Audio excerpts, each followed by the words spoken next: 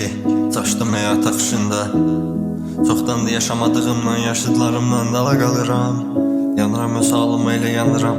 Necə buraxdım yaxına səni, necə vura bildin ürəyimdən.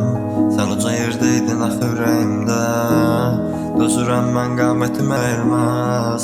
Nə qaldı ki məndən geriyə, bir dəri bir sümük.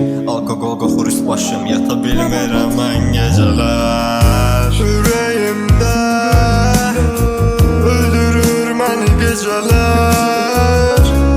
Ay və günəş rəqs edər gözlərin üçün.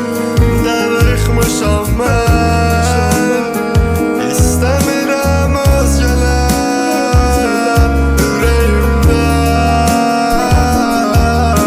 Çıxırsan bir də mən, bir də olsun bu boz şəhər.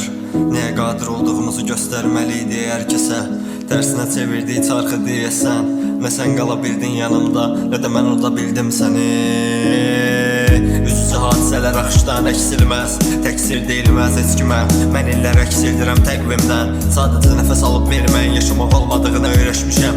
Söykənməyin yazsaydım metroda, mən sənə güvəndim deyə söykənmişəm. Ürəyimdə öldürür məni gecələr. Ay və günəş rəqs edər gözlərin üçün. Dəvə yıxmışam mən, istəmirəm özgələr ürəyimdə.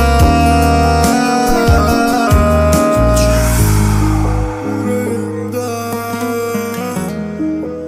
öldürür məni gecələr. Ay və günəş rəqs edər.